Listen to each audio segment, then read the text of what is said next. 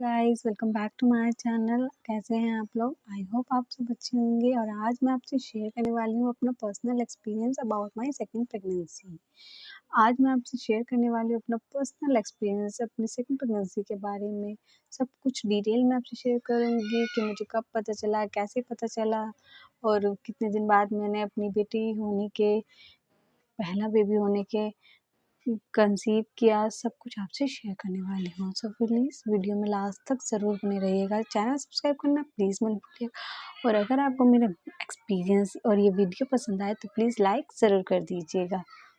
So friends, जिन लोगों ने मेरी पहली वीडियोस देखी हैं, जो मेरे चैनल से जुड़े हुए हैं, तो उन्हें पता होगा कि मेरी ऑलरेडी एक बेटी है और जो उसकी रिसेंटली एज है वो है 1 साल 2 महीने।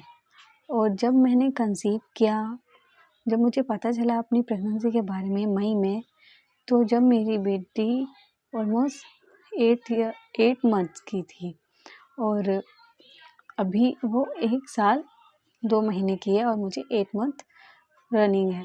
सो फ्रेंड्स, आपने देखा होगा मेरी पहली वीडियो में मैंने अपना डिलीवरी एक्सपीरियंस आपसे शेयर किया है, प्लांटेशन रनिंग एक्सपीरियंस आपसे शेयर किया। और जितनी भी वीडियो मैंने आपसे शेयर की हैं सब अपने पर्सनल एक्सपीरियंस के आधार पर ही की हैं। और ये वीडियो भी बिल्कुल मैं पर्सनल एक्सपीरियंस के आधार पर ही आपसे शेयर कर रही हूँ। और जो भी मेरा एक्सपीरियंस रहा है अब तक, अब मेरी सेकेंड प्रेगनेंसी में, वही मैं आपको बताने वाली हूँ।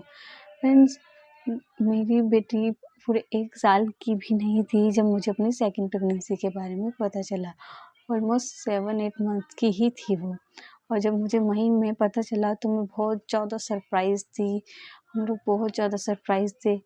अपनी सेकंड प्रेगनेंसी को मैं डिफाइन नहीं कर पा रही थी, हैंडल नहीं कर पा रही थी। मुझे समझ ही नहीं आ रहा था कि क्या करूँ, कैसे करूँ, या इतनी जल्दी हो गया। सब कुछ दिमाग में बहुत सारी बातें आ रही थी।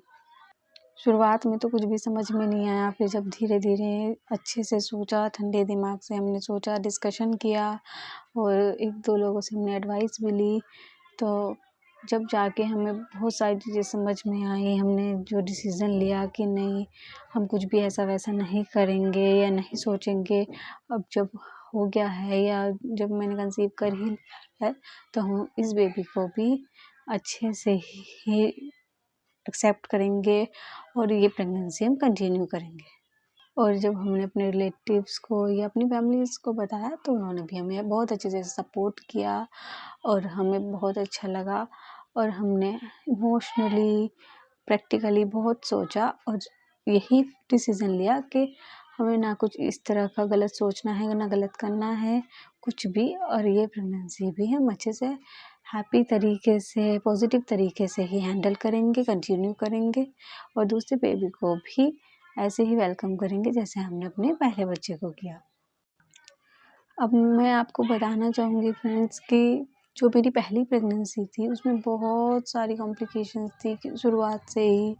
क्योंकि जब मुझे पहली प्रेगनेंसी के बारे में अपना पता चला था, उसके फर्स्ट मंथ से ही जो मेरी हेल्थ थी वो बहुत ही ज़्यादा ख़राब रहने लगी थी। हेल्थ इश्यूज़ मुझे बहुत सारे थे और जिसकी वजह से ना मैं खा पाती थी, ना पी पाती थी, ना अपनी प्रेगनेंसी एंजॉय कर पाई। और जब मेरी बेटी हुई तो वो भी बहुत ज़्यादा वीक थी, बहुत ही ज़्यादा कमज़ोर थी और मैं खुद बीमारों जैसा फ़ील करती थी। जिस पीरियड को मुझे एंजॉय करना चाहिए था, जिस प्रेगनेंसी को, जो पहली प्रेगनेंसी होती है, जो ड्रीम की तरह होती है, जिसमें बहुत सारे नए-नए अनुभव होते हैं, जिसे मुझे एंजॉय करना चाहिए था, वो मैं बिल्कुल भी एंजॉय नहीं कर पाई और ना ही मैं कुछ अच्छे से खा पाई, पी पाई।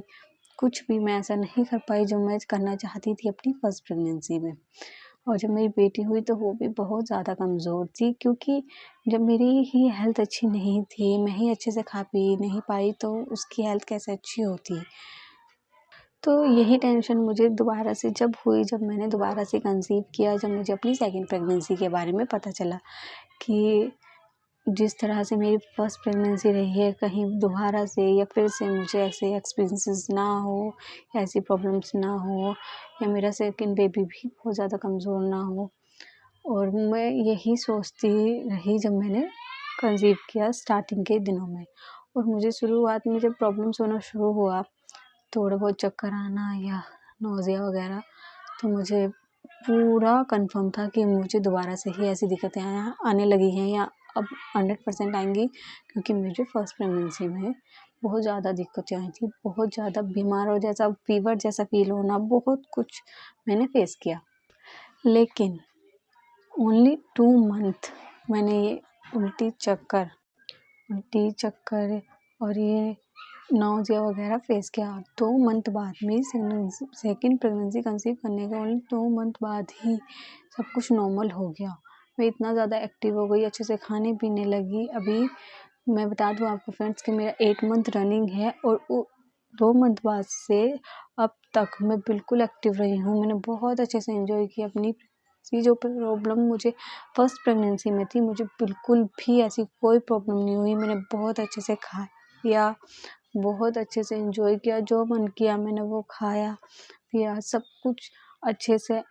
मैं अच्छे से एक्टिव रही, मेरे सारे टेस्ट नॉर्मल आए, मेरी हेल्थ बहुत अच्छी रही अब तक, और मुझे कुछ भी ऐसा फील नहीं हुआ जो मुझे फर्स्ट प्रेगनेंसी में होता था, टायर्डनेस, वीकनेस, फीवर और हेडेक और चक्कर आना। बहुत ज़्यादा चक्कर आते थे मुझे अपनी फर्स्ट प्रेगनेंसी में, तो इस बार मुझे ऐसा कुछ भी नहीं हुआ। मैं बहुत अच्छे से एंजॉय कर रही हूँ। तो बहुत ही ज़्यादा डिफरेंट रही मेरी फर्स्ट प्रेगनेंसी और सेकंड प्रेगनेंसी अब तक। थोड़े से कन्फ्यूज़न ज़रूर थे स्टार्टिंग में, क्योंकि मेरी बेटी अभी बहुत छोटी है और ऐसे में सेकंड चाइल्ड के बारे में सोचना। फ्रेंड्स, पता है क्या होता है, जब हम जल्दी कंसीव कर लेते हैं या जल्दी कंसीव हो जाता है तो बहुत सारे कन्फ्यूज़न होते हैं माइंड में। ऐसे सोचना पड़ता है कि यार हम दूसरे बेबी को इतनी जल्दी कैसे हैंडल करेंगे, या दूसरे लोग क्या बोलेंगे कि इतनी जल्दी, या बहुत सारी बातें माइंड में आती हैं। मेरे भी माइंड में आई और आती ही है, नॉर्मल है ये बिल्कुल। लेकिन मैं अपने एक्सपीरियंस के आधार पर अब तक यही कहूँगी कि अगर बाई चांस ऐसा हो जाता है, या अगर आप ऐसा प्रैक्टिकली सोच रहे हो कि नहीं हमें नहीं चाहिए, वो आपका पर्सनल डिसीज़न हो सकता है। लेकिन अगर हो जाता है तो इसमें कोई भी बहुत बड़ा इशू नहीं है, क्योंकि ये बिल्कुल नॉर्मल है और बहुत सारे लोगों के साथ ऐसा होता है।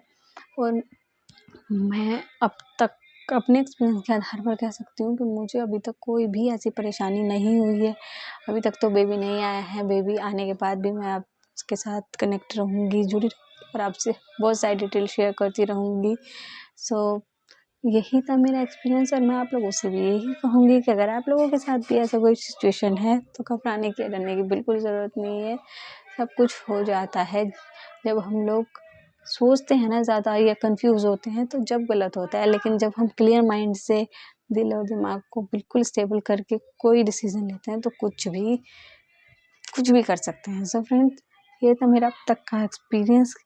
वीडियो आपको कैसा लगा कमेंट करके ज़रूर बताइएगा। चैनल ज़रूर सब्सक्राइब कर दीजिएगा, और अगर वीडियो पसंद आए तो लाइक ज़रूर कर दीजिएगा। Bye bye.